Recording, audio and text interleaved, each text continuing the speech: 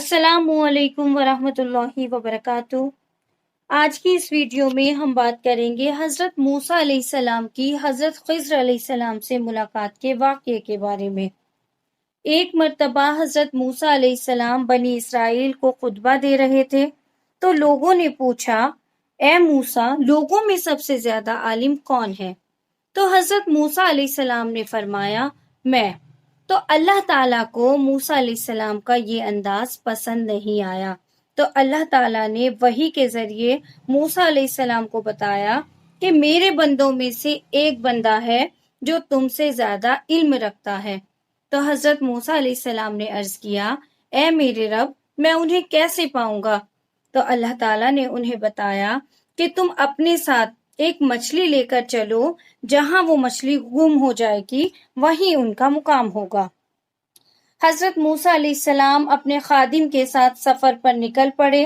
چلتے چلتے ایسی جگہ پہنچے جہاں دو سمندر ملتے تھے۔ وہاں ان کا خادم مچھلی بھول گیا اور دونوں آگے بڑھتے چلے گئے۔ کچھ دور جا کر انہوں نے اپنے خادم سے کہا کہ میں تھک گیا ہوں، کھانا لاؤ۔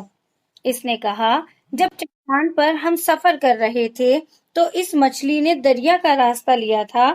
اصل میں حضرت موسیٰ علیہ السلام کو اسی جگہ کی تلاش تھی، اس لیے پھر اسی جگہ پر واپس آئے۔ وہاں انہوں نے اللہ کے ایک بندے کو دیکھا اور کہا کہ اللہ نے جو کچھ آپ کو علم دیا ہے وہ مجھے بھی سکھا دیجیے، مگر انہوں نے کہا کہ تم صبر نہ کر سکو گے۔ آخر جب انہوں نے بہت زیادہ اصرار کیا تو انہوں نے کہا کہ تم میرے ساتھ رہنا چاہتے ہو تو شرط یہ ہے کہ جب تک میں خود تم سے نہ کہوں تم مجھ سے کوئی بات نہ کرو گے اور نہ ہی کوئی سوال کرو گے۔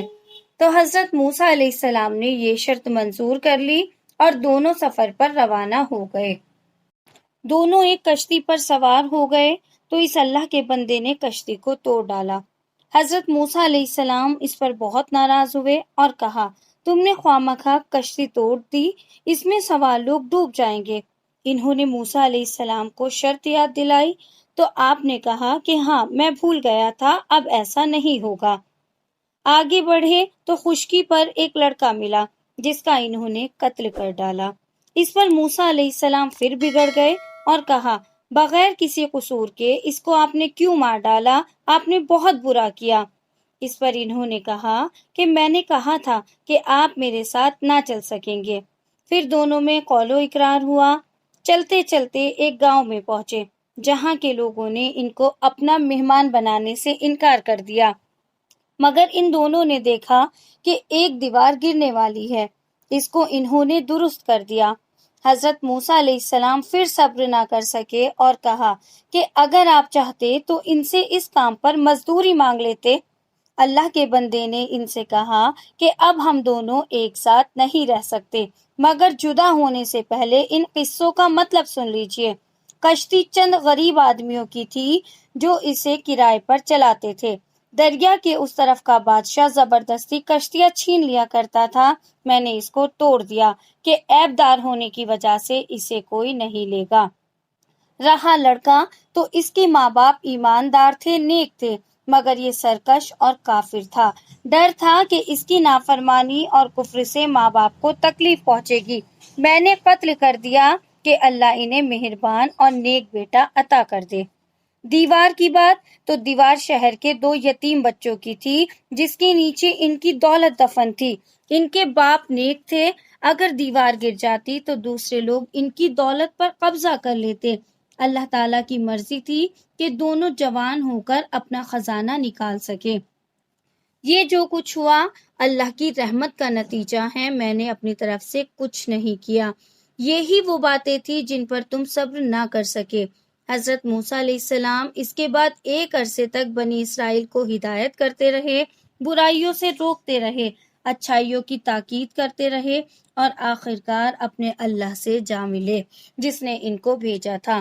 جو قوم اللہ کی نافرمانی کرتی ہے تو اس کو تھوڑا تھوڑا عذاب دے کر خبردار کیا جاتا ہے، وہ اگر پھر بھی نافرمانی کرتی رہتی ہے تو اس کو کچھ عرصے کے لیے بالکل ڈھیل دے دی جاتی ہے تاکہ وہ بالکل غفلت میں پڑ جائے، پھر ایک دم اللہ کا سخت عذاب آ کر اس کو بالکل ختم کر دیتا ہے۔ فرعون خود کو خدا کہلواتا تھا، بنی اسرائیل پر ظلم کرتا تھا۔ اللہ تعالیٰ نے اسی کے گھر میں حضرت موسیٰ علیہ السلام کو پلوایا اور پھر حضرت موسیٰ علیہ السلام کے ذریعے سے اس کی قوم کو ختم کرا دیا۔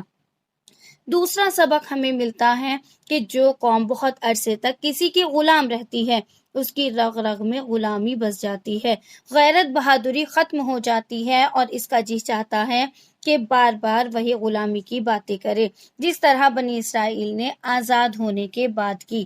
تیسرا سبق ہم کو حضرت خضر علیہ السلام کے قصے سے ملتا ہے کہ اللہ اپنے نیک بندوں کی حفاظت ان کی زندگی میں کرتا ہے اور ان کے مرنے کے بعد ان کی اولاد کی بھی حفاظت کرتا رہتا ہے۔ تو یہ نیک بندے ہی حضرت خضر علیہ السلام تھے جنہیں اللہ تعالیٰ نے بے شمار علم سے نوازا تھا۔